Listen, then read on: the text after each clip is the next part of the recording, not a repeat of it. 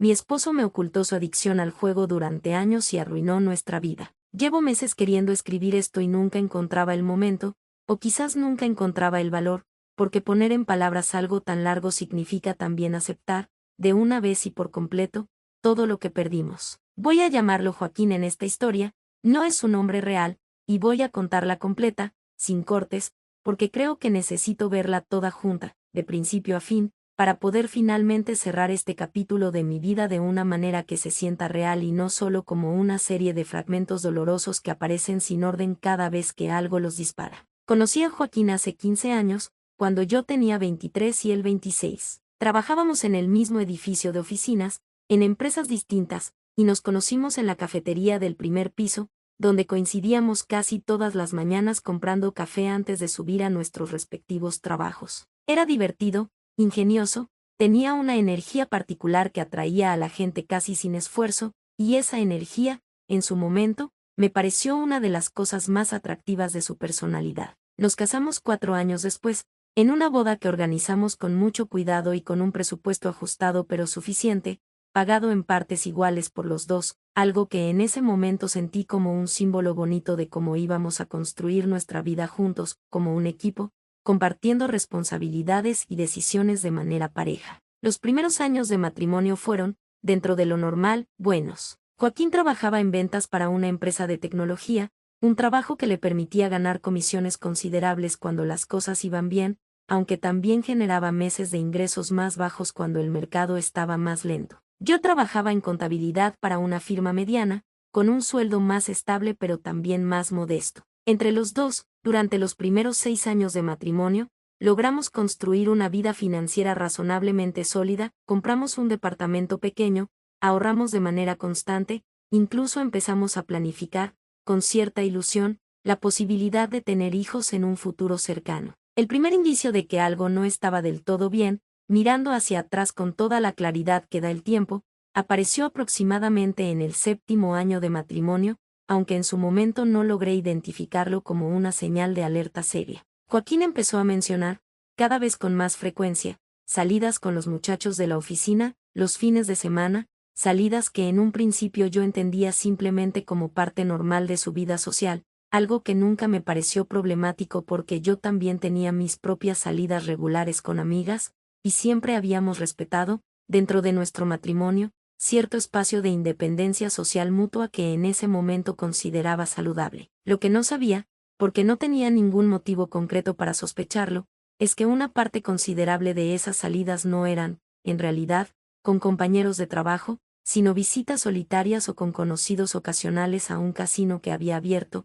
un par de años antes, a las afueras de la ciudad. El segundo indicio, que en su momento tampoco logré conectar con nada preocupante, fue un cambio gradual en el patrón de gastos de las tarjetas de crédito que compartíamos. Notaba, revisando los estados de cuenta mensuales como parte de mi rutina normal de administración del presupuesto familiar, cargos ocasionales en gasolineras y restaurantes de una zona de la ciudad donde no teníamos ninguna razón particular para estar con frecuencia, cargos que, cuando le preguntaba, Joaquín explicaba siempre con razones plausibles, reuniones de trabajo con clientes en esa zona, paradas para cargar gasolina de camino a visitas comerciales, cenas de negocios que la empresa después le reembolsaba. Cada explicación individual sonaba razonable, fue solo con el tiempo, viendo el patrón acumulado a lo largo de meses y después años, que esas explicaciones dejaron de sostenerse. El tercer indicio, y el que en retrospectiva marca el verdadero inicio de la espiral que terminaría por destruir la estabilidad financiera y emocional de nuestro matrimonio,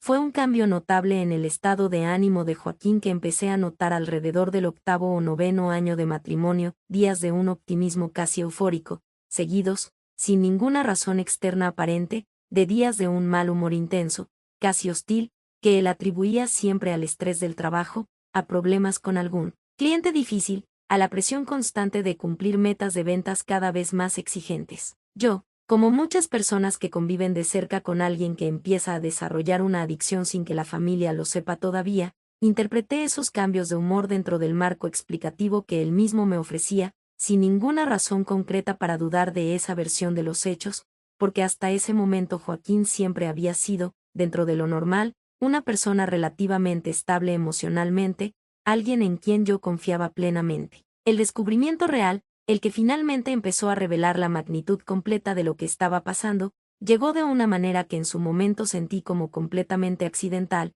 aunque con el tiempo entendí que ese tipo de descubrimientos, en casos de adicciones sostenidas durante años, casi nunca son verdaderamente accidentales, suelen llegar en el momento en que la persona adicta ya no logra sostener, con la misma eficiencia de antes, la estructura de mentiras necesaria para mantener oculto el problema, porque la adicción misma, con el tiempo, se vuelve demasiado grande y demasiado costosa como para seguir escondiéndola completamente. Sucedió hace poco más de 3 años, cuando el banco donde teníamos nuestra hipoteca me llamó directamente a mí, en lugar de a Joaquín, para informarme sobre un pago atrasado del mes anterior, algo que me tomó completamente por sorpresa porque, hasta donde yo sabía, revisando regularmente nuestras finanzas conjuntas, estábamos completamente al día con todos nuestros pagos. Cuando confronté a Joaquín esa misma noche con la información que me había dado el banco, su primera reacción fue, como en tantas otras ocasiones anteriores que en ese momento yo todavía no lograba conectar entre sí,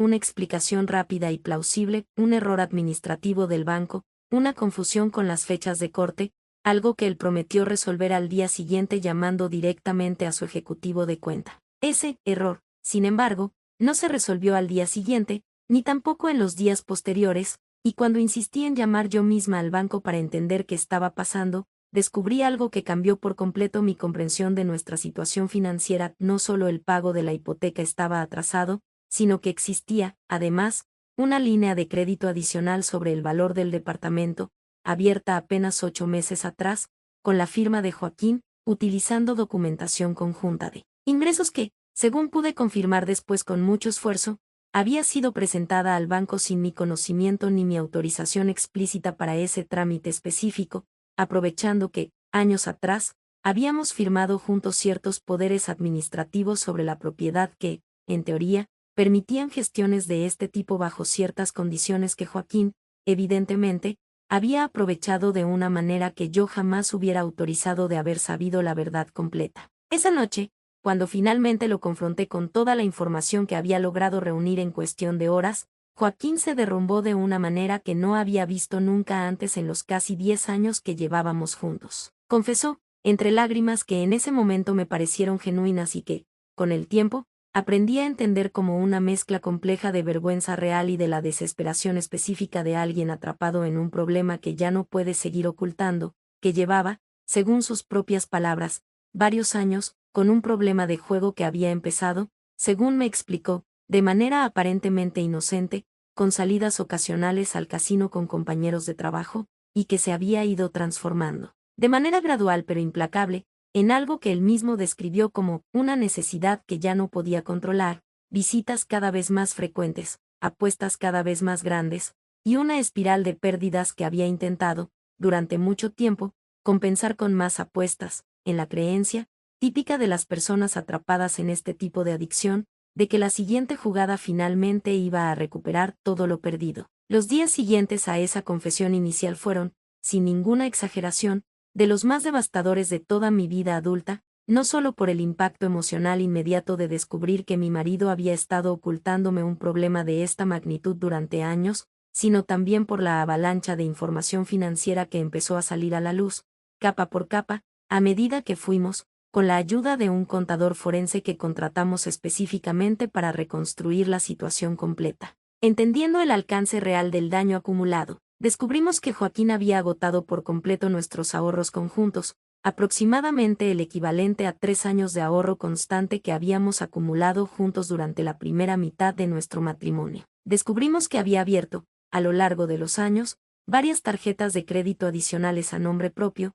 algunas de ellas con límites considerablemente altos gracias a su buen historial crediticio inicial, tarjetas que había ido usando hasta el límite máximo, generando una deuda acumulada que, sumada a la línea de crédito abierta sobre el departamento, representaba una cifra que en ese momento me pareció, honestamente, casi imposible de procesar mentalmente, una cifra equivalente a varios años completos de nuestro ingreso familiar combinado. Descubrimos, además, algo que resultó particularmente doloroso de asimilar, que Joaquín había pedido, en más de una ocasión durante los últimos 2 años, préstamos personales a familiares cercanos, presentando siempre razones distintas a la verdadera, un supuesto problema médico no cubierto por el seguro, una inversión de negocio que prometía retornos significativos, gastos imprevistos relacionados con el mantenimiento del departamento y que había usado, en cada uno de esos casos, el dinero prestado no para resolver ninguna de esas situaciones inventadas,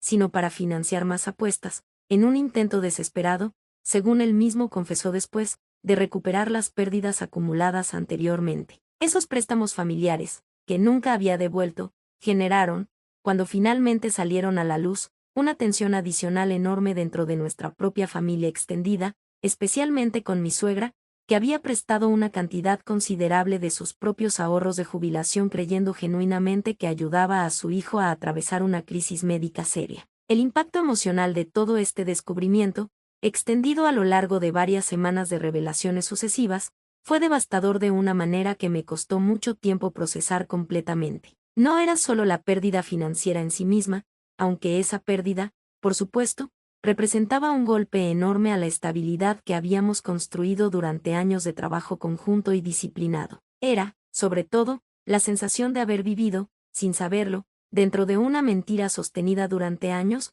una mentira que se había manifestado, retroactivamente, en cientos de pequeños momentos que en su momento yo había interpretado de manera completamente inocente, las salidas con los muchachos, que en realidad eran visitas solitarias al casino, los cambios de humor que atribuía al estrés laboral y que en realidad reflejaban las fluctuaciones emocionales típicas de la adicción al juego, la euforia después de una racha ganadora ocasional, la desesperación después de pérdidas significativas, e incluso, algo que me costó mucho procesar cuando até cabos con el tiempo, ciertos regalos costosos que Joaquín me había hecho en momentos puntuales a lo largo de los años, regalos que en su momento interpreté como gestos genuinos de amor y que, con la información completa que tenía ahora, entendí probablemente como intentos de compensar, de manera inconsciente o quizás plenamente consciente, la culpa que sentía por el daño que estaba generando en secreto. Empecé terapia individual apenas 2 semanas después de la confesión inicial, entendiendo, gracias a la recomendación de una amiga cercana que había atravesado una situación similar años atrás con un familiar cercano,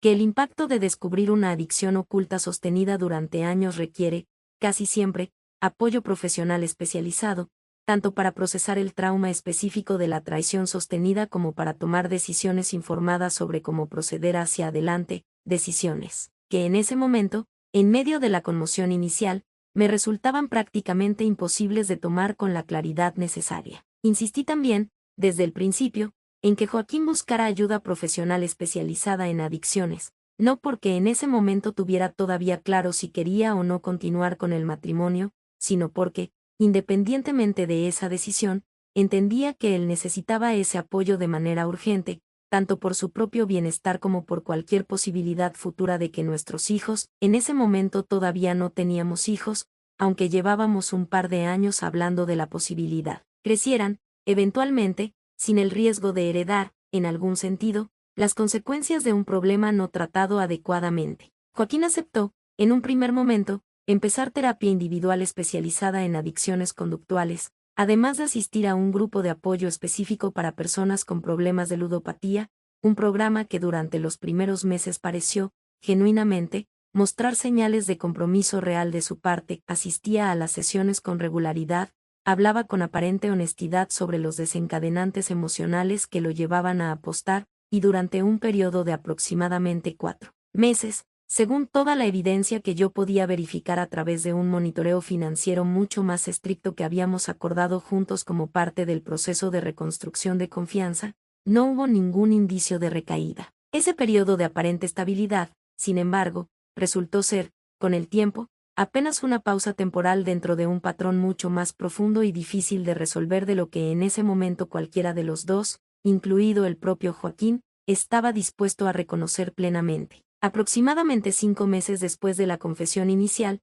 empecé a notar, de nuevo, pequeñas señales que en un principio traté de no sobreinterpretar, entendiendo, gracias a lo que había aprendido en mi propia terapia sobre el proceso de recuperación de adicciones, que las recaídas, lamentablemente, forman parte bastante común del proceso de recuperación para muchas personas, y que no debía necesariamente asumir lo peor ante cada pequeña señal de alerta. Descubrí, sin embargo, apenas un mes después, con la ayuda del sistema de monitoreo financiero que habíamos acordado implementar juntos, que Joaquín había vuelto a apostar, esta vez utilizando plataformas de apuestas en línea que le permitían evitar por completo la necesidad de salir físicamente de casa hacia algún casino, lo cual, paradójicamente, hacía todavía más difícil detectar el problema a tiempo, porque las señales externas tradicionales, las salidas prolongadas, los cambios de horario, ya no estaban presentes de la misma manera. Había logrado, además, abrir una cuenta bancaria adicional, completamente a mi espalda, utilizando una dirección de correo electrónico nueva que yo desconocía por completo, para canalizar hacia ella parte de su sueldo antes de que llegara a nuestra cuenta conjunta, con el objetivo específico, según descubrí después, de tener recursos disponibles para apostar sin que el sistema de monitoreo que habíamos acordado pudiera detectarlo de inmediato. Ese segundo descubrimiento, apenas 6 meses después del primero, resultó ser, de muchas maneras, todavía más devastador emocionalmente que el descubrimiento inicial, porque reveló, con una claridad que ya no dejaba espacio para ninguna duda razonable, que el problema de Joaquín no era, como yo había querido creer durante esos meses de aparente recuperación, algo que pudiéramos resolver juntos con suficiente esfuerzo, terapia y monitoreo financiero cuidadoso. Era, en cambio, un patrón mucho más profundo y resistente, capaz de adaptarse y de encontrar nuevas maneras de sortear cualquier sistema de control que implementáramos, un patrón que, según me explicó con más detalle mi propia terapeuta en las semanas siguientes, es lamentablemente característico de las adicciones conductuales severas, especialmente cuando la persona afectada no ha llegado todavía, en el fondo, a un punto de rendición completa frente a la magnitud real de su problema. Fue en ese momento, aproximadamente 6 meses después del descubrimiento inicial, cuando finalmente tomé la decisión de separarme de Joaquín, no de manera impulsiva ni desde la rabia pura, aunque por supuesto la rabia formaba parte importante de lo que sentía en ese momento, sino desde una comprensión, construida a lo largo de meses de terapia y de observación cuidadosa, de que no podía seguir sosteniendo, de manera indefinida, mi propia estabilidad emocional y financiera alrededor de la esperanza de una recuperación que, hasta ese momento, no había logrado mantenerse sostenida en el tiempo. Fue una de las decisiones más difíciles de toda mi vida, porque a pesar de todo el daño, a pesar de las mentiras acumuladas durante años,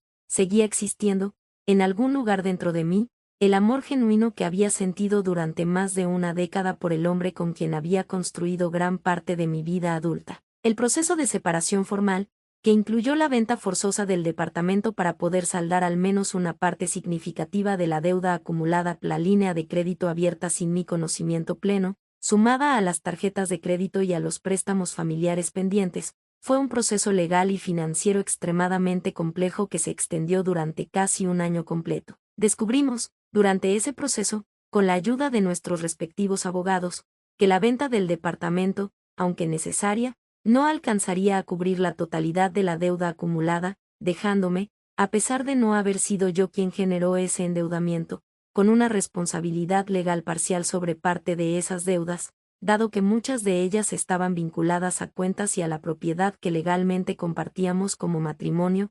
independientemente del hecho de que el uso real de esos recursos hubiera sido completamente unilateral por parte de Joaquín. Esa realidad legal, que en su momento me generó una frustración profunda porque sentía, con toda razón, que estaba pagando las consecuencias financieras de decisiones que jamás había tomado ni autorizado, me obligó a reconstruir, prácticamente desde cero, mi propia estabilidad económica durante los meses posteriores a la separación. Tuve que mudarme a un departamento considerablemente más pequeño y más económico que el que habíamos compartido durante años, tuve que negociar, con mucho esfuerzo y con la ayuda de un asesor financiero, un plan de pago razonable para la porción de deuda que legalmente me correspondía, y tuve que aprender, de una manera que nunca antes en mi vida adulta había necesitado aprender con tanta urgencia, a vivir con un presupuesto extremadamente ajustado mientras reconstruía, poco a poco, los ahorros, que habían tomado años construir juntos y que se habían esfumado casi por completo en cuestión de meses debido a la adicción de Joaquín.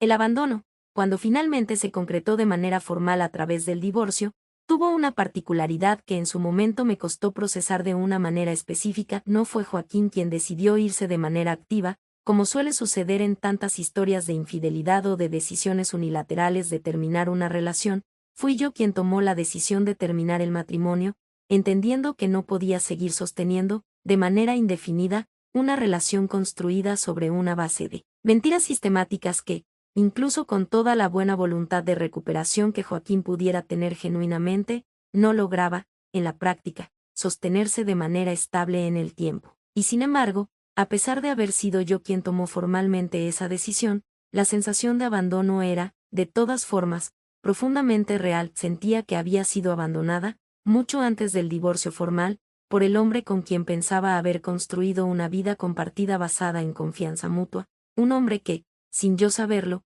había estado viviendo, durante años, una vida paralela dominada por una adicción que priorizaba, de manera sistemática, por encima de nuestra estabilidad conjunta como pareja. Los meses posteriores al divorcio formal fueron, sin ninguna exageración, de una soledad y de una dificultad emocional profundas, agravadas además por la carga financiera que seguía teniendo que gestionar mes a mes. Perdí, durante ese periodo, no solo la relación matrimonial en sí misma, sino también, de manera indirecta, parte importante de mi círculo social compartido, porque varias de las amistades que habíamos construido juntos como pareja durante los años de matrimonio se sintieron, de manera comprensible aunque dolorosa para mí, en la necesidad de no tomar partido, de manera explícita, lo cual, en la práctica, se tradujo en un distanciamiento gradual de ambas partes que me dejó, durante un tiempo, con una red social considerablemente más reducida de la que tenía antes de todo esto. Mi propia familia,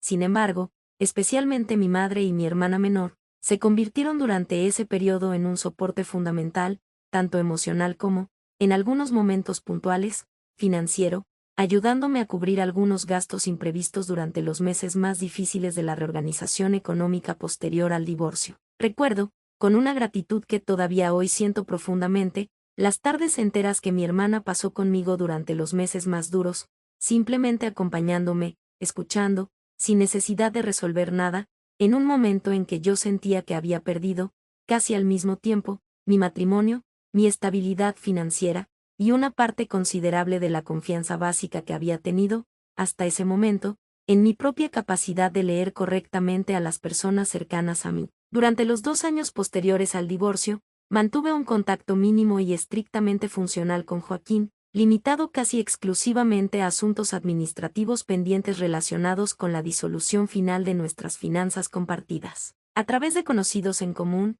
sin embargo, fui recibiendo, de manera fragmentada, información sobre cómo le había ido a él en los años posteriores, información que, con el tiempo, terminó de confirmar algo que mi propia terapeuta me había advertido desde el principio del proceso, que la recuperación de una adicción severa, sin un compromiso profundo y sostenido, rara vez sigue una línea recta y ascendente, sino que suele estar marcada por ciclos de recaída y de recuperación parcial que pueden extenderse durante años. Supe, aproximadamente un año después del divorcio, que Joaquín había perdido su trabajo en la empresa de tecnología donde había trabajado durante más de una década, después de que se descubriera, según me contaron, que había estado utilizando, en algunas ocasiones, fondos de reembolsos de gastos de la empresa de manera irregular, presuntamente para financiar apuestas durante periodos de crisis financiera personal particularmente aguda, una situación que, aunque no llegó a derivar en cargos penales formales gracias a un acuerdo de restitución que logró negociar con la empresa, sí terminó con su carrera profesional en ese sector prácticamente destruida, dado que ese tipo de situaciones, en el mundo relativamente pequeño de las ventas de tecnología especializada, terminan siendo conocidas entre distintas empresas del rubro, dificultando considerablemente sus posibilidades de conseguir un puesto comparable al que había tenido durante años. Supe también, más recientemente, a través de una conversación casual con una amiga en común, que Joaquín había pasado, durante el segundo año después del divorcio, por un periodo de recaída particularmente severo, que lo llevó, según me contaron, a perder también el departamento más pequeño que había alquilado después de la venta forzosa de nuestra propiedad conjunta, viéndose obligado, durante varios meses, a mudarse temporalmente con sus propios padres mientras intentaba, una vez más, reconstruir alguna forma de estabilidad. Esa información, cuando la recibí, generó en mí una mezcla de sentimientos que todavía hoy me cuesta describir con total precisión. Una parte de tristeza genuina, porque a pesar de todo lo que había pasado, seguía existiendo en mí cierto cariño residual por el hombre con quien había compartido más de una década de mi vida adulta, y una parte, más difícil de reconocer abiertamente pero igualmente real, de una especie de confirmación silenciosa de que la decisión que había tomado de separarme, por dolorosa que hubiera sido en su momento, había sido, sin ninguna duda, la decisión correcta para proteger mi propia estabilidad y mi propio futuro. Según la información más reciente que tengo, que llegó a mí hace apenas unos meses también a través de conocidos comunes, Joaquín parece haber retomado, en los últimos tiempos, un proceso de recuperación más sólido, con la ayuda de un programa residencial especializado en adicciones que sus propios padres, según me contaron, terminaron financiando después de la crisis más severa del segundo año. No tengo manera de confirmar de forma directa el estado actual de esa recuperación, ni tampoco busco activamente esa información, entendiendo que, para mi propio proceso de sanación, es más saludable mantener cierta distancia de la vida actual de Joaquín, más allá de la información ocasional que llega de manera inevitable a través de nuestro círculo social compartido, especialmente considerando que, hasta donde yo sé, todavía no ha logrado saldar completamente la deuda que le corresponde legalmente de los préstamos familiares pendientes, algo que sigue generando, hasta el día de hoy, cierta tensión residual dentro de nuestra familia extendida, especialmente en la relación entre mi suegra y sus propios hermanos. Hoy, casi 3 años después de aquel primer descubrimiento sobre el pago atrasado de la hipoteca, puedo decir que estoy en un lugar considerablemente más estable, tanto financiera como emocionalmente, del que estuve durante la mayor parte de ese primer año posterior al divorcio. Terminé de pagar, hace apenas unos meses, la porción de deuda que legalmente me correspondía de todo el proceso, un logro que, cuando finalmente se concretó, sentí como un cierre simbólico importante de todo ese capítulo de mi vida. He reconstruido, con mucho esfuerzo y con bastante disciplina financiera, una base de ahorros propia que, aunque todavía lejos de la estabilidad que teníamos antes de que todo esto empezara, representa un progreso constante del que me siento genuinamente orgullosa. Sigo en terapia, aunque con mucha menos frecuencia que durante el primer año, y sigo trabajando activamente en procesar las capas más profundas de esta experiencia, especialmente la dificultad persistente para confiar plenamente en las señales de estabilidad que otras personas me muestran, algo que mi terapeuta me ha explicado como una consecuencia bastante común de haber vivido, durante años, dentro de una estructura de mentiras que, en su momento, parecía completamente indetectable. He aprendido, a lo largo de este proceso, a reconocer con mucha más claridad las señales tempranas de problemas financieros o de adicciones conductuales que antes, honestamente, no sabía identificar con la misma precisión, patrones de gasto inconsistentes con explicaciones que no terminan de encajar del todo, cambios de humor que no corresponden claramente a causas externas verificables, resistencia inusual a compartir de manera transparente información financiera básica dentro de una relación. No cuento esto para sugerir que ahora vivo desde un lugar de desconfianza generalizada hacia las personas que se acercan a mi vida, algo que, de hecho, ha sido parte importante de mi propio trabajo terapéutico evitar, sino para señalar que aprendí, de la manera más dolorosa posible, la importancia de mantener cierta transparencia financiera básica dentro de cualquier relación seria, sin que eso signifique necesariamente desconfianza, sino, simplemente, una práctica de cuidado mutuo que hoy considero fundamental. He empezado, en los últimos meses, a considerar la posibilidad de volver a abrirme a nuevas relaciones, algo que durante los primeros 2 años posteriores al divorcio me resultaba completamente impensable, no solo por el dolor específico de lo que había vivido, sino también por una desconfianza generalizada hacia mi propia capacidad de leer correctamente a las personas cercanas a mí,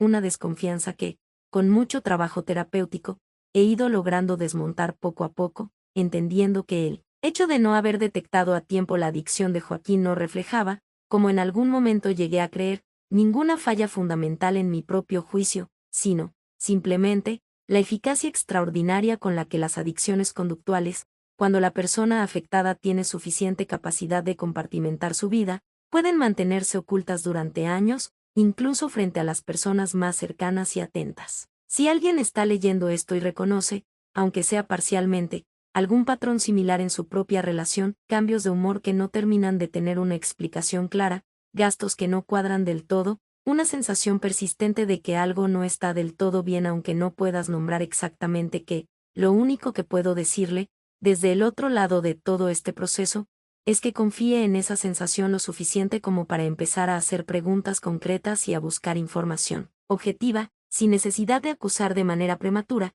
pero también sin minimizar automáticamente señales que, acumuladas a lo largo del tiempo, suelen contar una historia mucho más clara de lo que uno, en medio de la confianza cotidiana de una relación, está dispuesto a considerar en un primer momento. Las adicciones conductuales, a diferencia de otras formas de traición más visibles, tienen una capacidad particular de esconderse detrás de explicaciones razonables durante años, precisamente porque la persona que las oculta suele desarrollar, con el tiempo, una habilidad cada vez mayor para hacer que cada mentira individual suene, por sí sola, perfectamente creíble. Termino esto con una sensación de cierre que hace apenas un año todavía no lograba sentir del todo, la sensación de haber reconstruido, con mucho esfuerzo y con el apoyo fundamental de mi familia y de mi propio proceso terapéutico, una vida propia que hoy, con todas sus imperfecciones y con la cicatriz permanente de todo lo que pasó, se siente genuinamente mía, sostenida sobre una base de estabilidad y de honestidad conmigo misma que antes, dentro de la estructura de mentiras en la que viví sin saberlo durante años, simplemente no tenía.